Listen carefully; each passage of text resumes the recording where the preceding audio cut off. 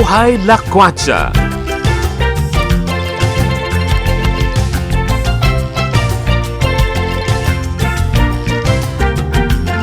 Partner, Enjoy na enjoy ka sa travel mo. o syempre, Sa pagkarating mo rito. syempre naman, Diyos ko. Tignan mo, Para sa akin, partner, no? tignan mo, tuwa ako sa'yo, tignan mo. Oh, this way. Yes, so this way. This way tayo, ha? Eto po. Ayan, papasok rin tayo sa Nyoras Beach Resort. Kung saan makikita natin ang magandang resort na to. Bandingan. Ha? Bandingan. Bandingan, oo. Ng mga small group, mga family. Yeah. And, Ang ganda ng pool niya. yes, correct. Oh, pang small family. Yes, partner. Magsiswimming kami dyan ni Melay mamaya. Talaga? So, anong meron? So, ano po? Andito ako sa Nyoras Private Resort. Dito kami maglalakwatsa ni partner. Ang problema ko, si partner ng Indian. So, wala pa si partner. Hopefully, makahabol si partner. Pero, sa ngayon, andito na kami ayan si Melay, sa Nyoras Private Resort. At ito, na-night swimming na kami. Andito po to sa sa may Lian, Batangas. And, ilang oras ba yun? Siguro, 3 hours naming trinavel bago kami nakarating dito. And ito po, ayaw namin palampasin yung gabi na to na hindi kami makapaglublob dito sa pool ng Nyoras Private Resort. Ito, ang sarap po. Grabe. Yung tubig, hindi siya malamig, di din naman siya mainit. So, parang sakto lang. Warm siya na talagang makakapag-relax ng katawan mo. Anong oras to ngayon? Anong oras na? Nag-night swimming kami alas 12 na ating gabi. Alas 12 na ba? Ayan. Pero, ang sarap parang, besides, ito naman yung purpose ng lakwatsa, di ba? Para makapag-unwind, tapos, para maiba naman, di ba? Ayan. So, tuloy lang namin i-enjoy ni Melay ang aming night swimming. Hanggang sa dumating si partner. Ililibot po namin kayo dito sa Nyoras Beach Resort. Ito yung... Ayan, kita nyo naman, di ba? Ang ganda, bagong-bago. Halos ilang buwan pa gawa to? Oo. Almost a month? 2 months? Yes, Oo. partner. And matatagpuan po ito dito sa Lian, Batangas. Ang maganda rito, malapit din to sa mga beach park. Katabi ng dagat. Correct. So, kung ayaw nyo ng pool, ayun. Magdagat sila. Yes, partner. And eto na! Hello! Ito na, ang maganda. Ang maganda at first the press, si Nyora. Yes! Hello, Ann. Hello, welcome again. Yes. Oo, kasi alam mo partner, bigyan lang natin ng background to yung ating mga taga-subaybay, no? Ito si Miss Nyora. Meron din ito sa sa... Magallanes ba? Oo, Magallanes, Batangas ba? Cavite. Cavite, Oo. Finiture na rin natin yung partner. And ito, ayan, another... Negosyo. Yes, halika. So, papasok kami sa napakagandang At napaka-cute. So tiny. Very cute, no? Oo, sige. So, paano? Libot muna tayo o magkwentuhan tayo? Oo, libot muna tayo. Akin mo gusto. Ano yan? Ano ito po, Nyoras? Yung restroom na 1. Kita niyo, meron tayong pocket garden. Bakit parang bango? Meron tayong naka-standby dito na Pabango? every 15 Ano tawag doon? Ano tawag doon? pocket garden. Pocket garden. Bakit pocket? Habang nagliligo or So pag sinabing garden, ano yan, may sunrise. May sunrise siya. Natural light. Bakit may sunrise? Oo, yan. Wow. Yes. Okay. Pocket garden pa tawag doon. Correct. Dagdag kaalaman niyo. May idea ka. Oo. Parang compass lang yan eh. KTV Diba? natin. Ito po yung show microphone, speaker. Meron din tayong mga game boards. Ay, asin game board mo? Yes. To. Ayan. Bagay. Pag gusto ng mga pambatang. Laruan. May poker chips din tayo. Oh! Ayan, kompletos recados. Wala lang madyong. Okay. Nakatago ang mahjong. Nakatago. Ito, ano to? And then, ano Hindi to, to Miss mature. Yara? Ayan, main Ito naman yung bedroom. main bedroom. Oh. Okay, ayan, pasok. Ba, ang ganda ng design ah. Kulay gray. Ayan, okay. Ganda. Ganda. Ayan. Hindi masyado Hindi masyadong madilim. Oh, medyo like, ayan. Okay. Oh, access dun sa pool. pool din. Ah, ayan. Okay. Para kung hindi ka nadadaan ng sala after bed, diretso ka na sa pool. Diretso ng Ikaw talon. na. Diretso ng Lublog pagising. na. Oo. Sige, sige. So, Ari- alin pa yung ano? Sa taas siguro. Sa loob Yes. naman. So, ayan po tiny house pero lakwa siya. Fit na fit ang lugar na ito para sa isang family. Small family. O kaya ano, yung magkasintahan. Yun. Wow! Sa loft 2, dalawang double bed. So, pwede mag-accommodate na up to Partner, dapat 4 persons. And then dito naman sa loft 1, pinapasok ng email. dalawang double beds din. Kaya din mag-accommodate ng up to 4 4. persons. This is another 4 persons. So 8.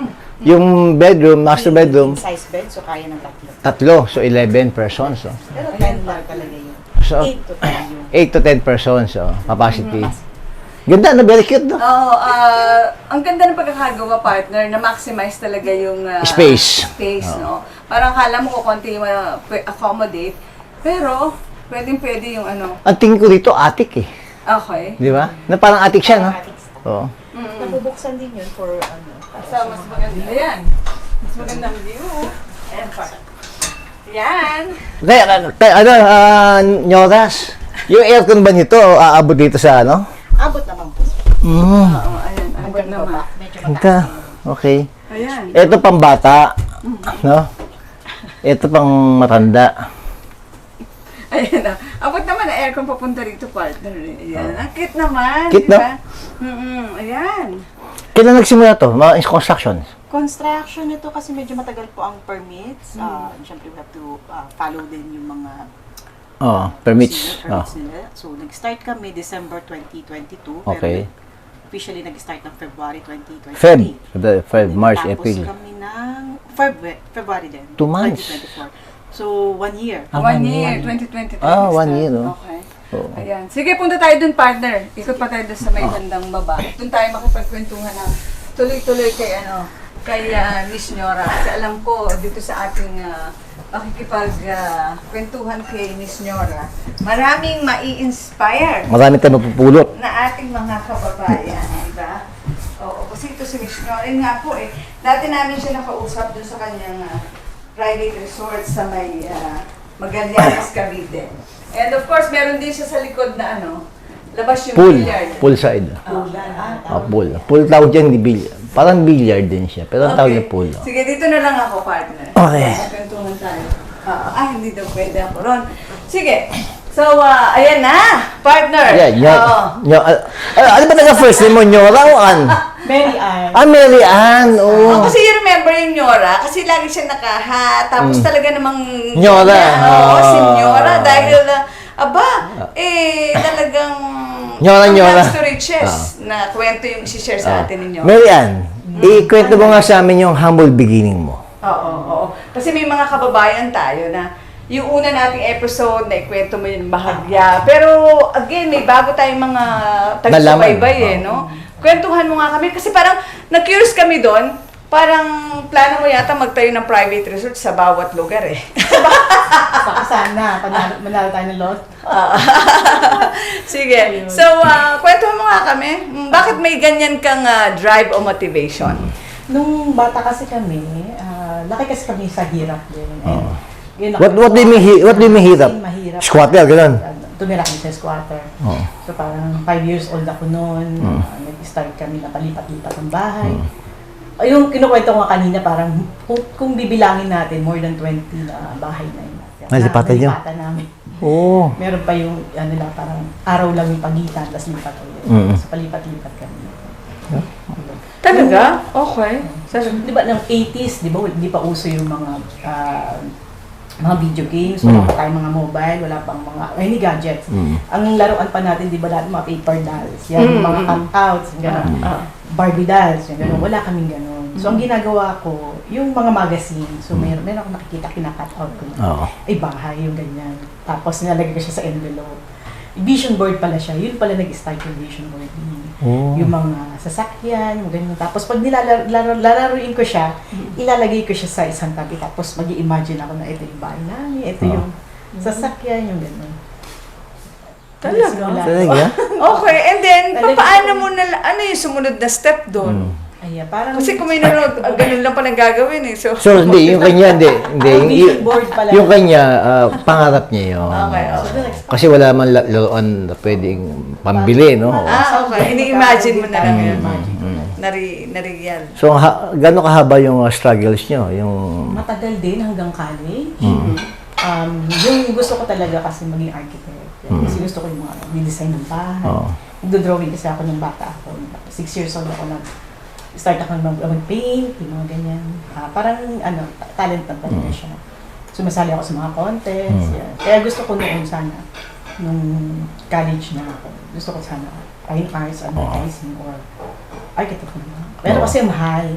So, nung nag-enroll ako sa PLN, pero wala kasi, mahal pa din yung mga gamit. So, ang pinakamalapit na medyo matipid, walang gamit, is marketing. Medyo kahit pa paano, medyo malapit-lapit sa art din doon. So nag-marketing ka. Oo, pag-graduate mo, doon mo in-apply yung pagiging marketing mo. Nagbenta ka ng anything under the sun. Ayan po. Nagbenta rin ako noon yung mga, alam mo yung dating mga Triumph, yung yan, yung mga ganun. So, on the side, cesspool. At saka yung mga drawings, kasi sa teacher, nagsa-sideline din ako sa mga teacher na nagpapadrawing. So, at least meron ako added income para sa pambaon. Yun ang struggle sa buhay. So, and then, after that, so ibig sabihin, naging successful yun. Yung kanyang mga ginagawa na yun, yung pagmamarket, nagbebenta ng anything under the sun. And then, paano mo, kailan na-consider mo, anong age mo, na medyo nare-realize yung iyong mga vision? Medyo matagal din, kasi parang after graduation, actually, nung nag-work ako sa IT as marketing, kumuha pa rin ako ng mga short courses. Kasi gusto ko talaga medyo linya sa graphics. Kuha ko ng mga short courses, Photoshop, sunod Illustrator, sunod naman yung mga website development. Saan ka nag-aaral yan? Iba-iba po, informatics. Yung mga informatics. Tapos, sa... STI. Hindi sa STI. Wala pa STI nun? Informatics. Datamix. Datamix. Sa Cubao. Datamix meron, Samsung. Yan, yung mga 3 months. Ayan. Tapos nag-start tayo mag-business no, kahit na sinasabay natin na may full-time, pero sa gabi nagbi-business pa rin. Nagsa-sideline tayo ng mga design, nagsa-sideline tayo ng website development, nagsa-sideline din tayo ng event management. No? Wow. Hanggang sa nag-start ako ng event management 2009. Yun yung I think yung recession time. So, yung ibang Asian crisis yan. Yung ibang companies naghahanap sila ng agency na kahit pa paano quality yung ma-deliver. Pero yung hindi ganun kamahal. So, doon ako nag-start. Yung una kong client, pwede mo sabihin? Microsoft Dynamics. Doon ako nag-start. Pero kinat ko siya noong 2012 kasi parang pag-business, parang medyo na wala na ako ng drive kasi parang kailangan pag may business ka, kailangan may capital ka talaga. Siyempre. Ang hirap lumaban ng walang capital. So, ang capital ko nun, niloan ko lang sa City Financials para makabili ako ng laptop. And yung dati, di ba, uso pa yung phone na landline na pwede mong dalhin. So, pag meron akong cordless. Kahit nasa jeep niyan, sasagot ako. Yun. Ano talaga? Kumbaga, lahat ikaw. Marketing, telemarketing, design, gumagawa ng quotation, management sa supplier, punta ako ng Divisoria. Canvas. All around talaga, partner. Kita mo naman ngayon. Yeah. Yung fruit of labor niya, fruit of hard work niya.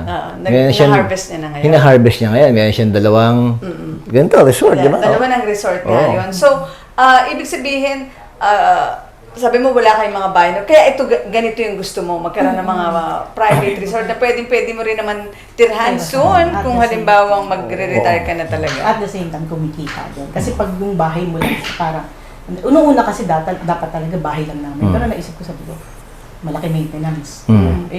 Magagamit na rin naman namin. Hindi naman kailangan ng malaking bahay. Kaya okay naman kami dun sa tinitirahan namin sa Carmona. So, yung ginawa sa Magallanes Nature's Farm is kahit pa paano, matitirahan namin, nagagamit ng family. At the same time, kumikita. Kumikita siya. Para yun yung pang-support sa maintenance and makatulong din sa mga expenses na. Oh, nice. Very inspiring, ha? Correct. And ang isang na-notice ko is nilalagay mo to doon sa mga parang malalayong mga probinsya. Yung parang talagang mararamdaman yung nature. Bakit? Actually, kasi ako mag-travel. Oh. 2012, meron akong travel group.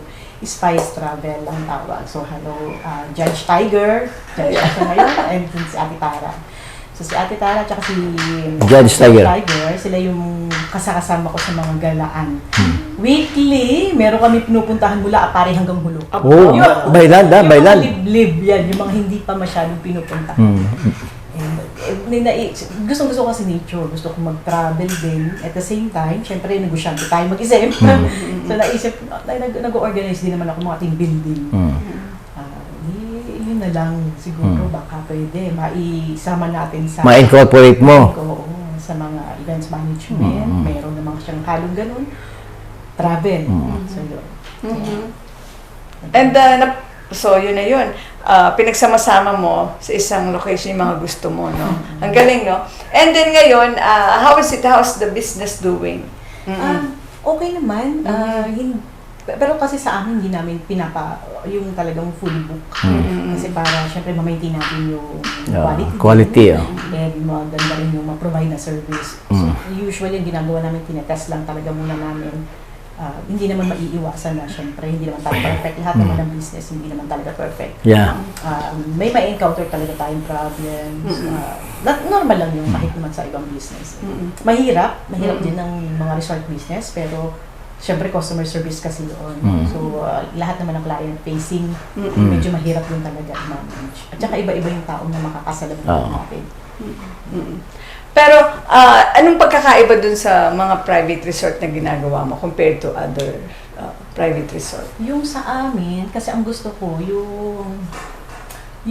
kumbaga parang kung ano yung hanap ko, na ando dun na, maganda. Kasi ngayon, syempre, kailangan mag-adapt tayo. Kailangan hindi lang siya yung basta okay na. Parang, maganda pagdating nila, kumpleto, kung ano yung hinahanap. Mahilig naman ang Pinoy sa video okay. Kailangan meron video okay. May mahilig sa swimming pool, kasama yun, tsaka yung billiards. Kaya lagi ako naglalagay kahit maliit dito, pulan. Doon sa kabila, billiards naman. And syempre, Game boards. May game boards ka pa. may games pa. Pa sa mga bata. Kaya niya i-cater. Kahit pa, family, friends, from mga bata hanggang sa... Tsaka hindi ka nahihirapan kasi marketing girl ka eh, no? So, yung natayo mong negosyo, kayang-kaya mo i-market na total package, no? Oo. At the same time, i-market din natin yung surroundings. Oo. Para dadayin. Na-apply niya yung pagiging marketing mo. And siguro lastly, sige, plug mo muna. Paano magbubook dun sa iyong mga private resort na to na talaga naman kagigiliwan sa aming experience, talaga kagigiliwan ng ating mga taga-subaybay. Ngayon, kasi naka-Airbnb kami, so... Pati yung Magallanes mo? Okay. Sa Magallanes, pwedeng direct booking, pero naka-Airbnb kami dito. Pero for tiny house, Airbnb lang kami. Yeah, invite mo siya kung saan ka, matatagpuan tong lugar mo. So kung ang Magallanes, ako ang Mioras po is located at Magallanes, Cavite. Ito naman pong tiny house concept natin at Mioras Beach Resort is located at Lumanyag, San Irenaeus Waterfront, Lumanyag, Lian, Batangas. Okay. And then, pahabol ko lang, partner. Kung merong mga gusto rin na ganito ang pasukin na negosyo, anong kailangan nilang tandaan? Pwede mo i-share sa kanila? Kailangan po lagi tayo backup, laging may backup kasi Backup lalo plan. na ang importante kasi dyan yung electricity and then yung water. Yun yung doon ako nag-struggle kahit yung sa kabila kasi sa kabila hindi rin okay yung Water. water and electricity. So, parang as you operate, doon mo natututunan kung ano, ay, kailangan pala ng ganun. Doon ko na-realize, ay, kailangan pala may backup akong ganito. Kailangan pala na-anticipate mo na possible na mawala ng tubig. Pag nawalan pa yung backup mo, ano pa yung pinaka-backup mo? Pag hindi, pag wala ka na talaga ma-provide, ano yung pwede mong gawin? Yun na yun. Doon, that's the time na nagbibigay na kami ng discount. I Pag hindi na talaga, wala na kami So, ma-provide. maganda yung sinabi niya, no? Sa lahat ng negosyo, dapat meron kang backup plan. For example, wala ng kuryente, ano gagawin mo? Naglagay sa solar, naglagay ng generator. No? Pag nawala ng tubig, naglagay ka ng water pump. May water pump po ito. Deep well. No? Oh, I see. In short, hindi, kumbaga, sa biglang tingin, ang ganda, parang ang sarap tingnan, ganyan. Pero of course, May mga struggles. May mga struggle and hindi perfect. So, kumbaga, sinasabi po ni Miss Ann, kailangan na i-set natin yung mga ganong expectation. Yes, para hindi tayo mabulaga. Una, talaga ang dami. Na yun, nabubulaga. Sa lahat ng gustong magnegosyo ng ganitong klase, no? Dapat may mga backup plan na. Yeah, galing mo. Okay. Hands-on. Sa simula talaga kailangan hands-on. Kaya hindi mo pwede siyang ipagkataon. Ayun. So yan po, si Miss Ann Viloria, isang inspiring story ang ating napakinggan. Pero at the same time, na-tour niya tayo dito sa Tiny house. yes, oo, na talaga namang ang sarap, magstay. Sige po, try pa namin lumibot. Bye! Para po sa ating How to Do segment, pinangarap niyo bang magkaroon ng isang negosyo? Partner A. Yes! Mauna ka sa bagot. Actually, yes na yes na yes. Super yes. Ano pangarap mo? Ano pangarap ko? Actually, basta negosyo. Pero habang lumalaki ako at na-expose ako sa maraming klase ng negosyo, coffee shop ang naisip kong itayo. Natupad ko naman yun. Dami ko nga naging coffee shop. Pero, may iba siguro, baka hindi yun talagang purpose ko. Kasi, nawala eh. Pero, we don't know. I'm still young. So, sana, mabalik pa rin yun. Pero kung hindi man, I'm okay, partner. Yes. As long as ginagawa ko naman yung true calling ko dito sa mundo na binigay ng Lord. No. Yes, partner. Very good answer. Yes. Ako nung bata pa ako. Ang pinangarap ko, Yes. actually akong pangarap na negosyo eh. Ang gusto ko lang magkaroon ng isang hindi ba malaki, isang lupa na parang farm Okay. na merong may mga mangga at may mga manok. Yun lang. Okay. Ang inisip ko nung dati, pagtanda ko, pag mag-retiro na ako, sana ganun lang. Yun ang inisip ko noon. Pero nung nagkaka-age, no, nakagraduate, nagtrabaho, doon nagkaroon ng diversified, diversification ng likes, no. Doon ako natutong magnegosyo. So, parang ano lang ako, yung comes with the flow. Okay. Ayun, yun sa akin. Okay, so ayun po. Another revelation na binigay niyo po, share namin sa inyo ni partner. Pero parang may napapansin ako sa'yo. Ba't pulang-pula yung mukha mo? Dala ba ng love soap yan? Ha? Precisely, partner. Gumaganda pala kutis natin sa love soap. Yes, oo. Siyempre kasi yan ang taga-protect sa atin laban sa matinding sikat ng araw. Kaya na-maintain pa rin yung ating younger looking skin, Yes, partner. correct, partner. Ano pa sekreto natin? Ako yung kaya modulated yung boses ko. Meron ako iniinom na fit and well. Oh, I see. Nasa labat? Oo, I see. Ayan po na ako naman, siyempre, 7-in-1, coffee. Yes, oo. Ako talaga hindi mabubuhay na walang kape. Kaya, ang palagi naming partner sa aming travel ni Partner A, Zon's Cafe, na meron pong, sabi ni partner, merong 15-in-1, 7-in-1, and then 5-in-1. Siyempre, yan pong mga produktong yan ay gawa ng Harzon Enterprises Inc. So, ayun po, sana na-inspire kayo at na-encourage sa isa na naman naming revelation ni partners ngayong araw. Okay, hanggang sa susunod na revelation. Bye! Yan. Yes, partner. Tapos na partner, ang tapos lahat. na. Yes, so marami tayong natutunan at very inspiring yung kwento ni Mary Ann. Talagang nakakabilib. No? Oo, marami tayong napulot na aral, hindi lang sa pagnenegosyo ng isang ordinaryong negosyo, kundi pagnenegosyo ng yung how to manage yung isang private Siyempre, resort. katulad sinabi niya kanina, dapat may mga backup plans ka pagdating sa mga ganitong uri ng negosyo. No? Pero ako'y natutuwa sa kanya. No? Nung bata pa siya, no? Parang isa siyang visionary. No? Yes, partner. Dahil wala silang pambili ng anumang laruan. No? So ang ginagawa niya, ginugunting niya yung mga Picture. nasa picture sa magazine, nilalagay niya sa board. No? Naging drawing board niya yun. No, imbis na mag-drawing siya, naglagay na siya ng actual na picture. So, very inspiring, no? At pinakita niya yung struggle niya sa buhay, nagsikap talaga, lahat ng pagkakakitaan, ginawa niya para mabuhay. Oo. Narinig niyo po yun ha. Kaya yung mga walang tahanan dyan, yung sipag at siyagalan talaga. Yes, At syempre pananalig sa Diyos. Everything will be okay in God's perfect time. Diba? Tsaka yung sumato lang sinabi niya, education, ang mag-aahon sa atin sa kahirapan. Okay. Nung natapos siya ng pag-aaral, no, nag-marketing siya, in-apply niya lahat doon. No? Kasi kung di naman siya nakatapos ng pag-aaral, hindi siya maging marketing graduate. No? Oo. So, pinanghawakan niya yung mga aral na nakuha niya, pumasok sa kanyang pagkatao at in-apply niya. And then, ayan po, ngayon, meron na siyang 2 private resort. Pero sabi nga po niya, it's not that easy. Kailangan hands-on pa rin sa lahat ng klase ng negosyo. So, ayan, partner. Partner, ang buhay lakwatsa talaga. No? We love travel, we love food, we love history, at ngayon we love Kwento. business ng kwento. No? Oo, Talagang diba? napakaganda. No? Ayun po, kaya naman talagang sulit na sulit. Walang borderline.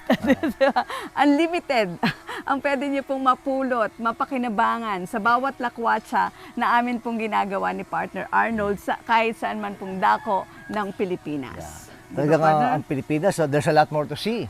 Love the Philippines! Ako po si Caloocan City Councilor Arnold Divina. Ako naman po si Aida Gonzalez, Aida G for short, ang inyong Good Vibes Queen. Bye!